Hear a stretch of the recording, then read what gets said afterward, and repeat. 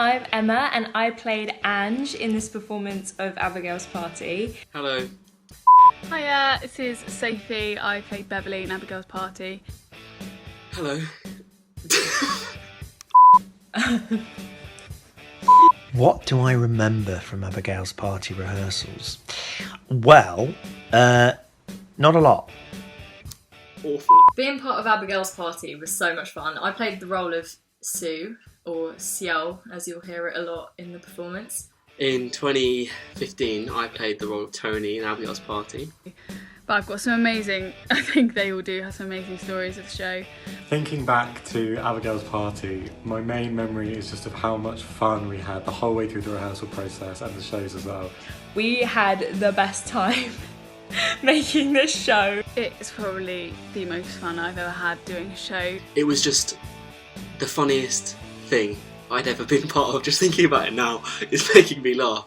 Apart from when Mr. Jackson would slam the script down and walk out when someone missed a line. I don't remember really any artistry or professionalism or real endeavour from my part, because the cast was so fantastically talented and so funny that all I really did was sit and sort of occasionally collapse on the floor laughing. It's such a brilliant show because obviously it's hilariously funny, but it's also really sinister. There's a lot of really tense moments, really uncomfortable moments, because it really is that kind of piercing satire of suburban life in that era. But one I remember vividly is where Alex, is obviously playing my husband, storms out, is meant to storm out, really angry, and he fell over and just sat down cross-legged on the floor.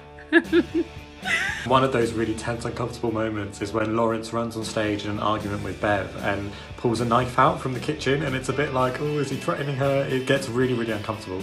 And I remember being backstage, I had about 10 seconds to find this knife, couldn't find it anywhere, ended up just grabbing the nearest object I could find, running back on, making direct eye contact with Sophie on stage, trying to be as threatening as I possibly could. Meanwhile, I'm holding half a loaf of Office bread in my hand, and I think she had to change her line to something like, oh, what are you going to do, beat me with your Hovis?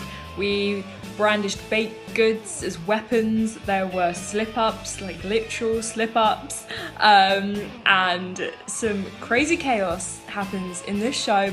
I think probably the hardest scene was that heart attack at the end that we had to do, where I think at one point somebody was actually trying to resuscitate Alex, pushing down on his chest. I think they just came in from sort of doing their first aid training at the Duke of Edinburgh Award.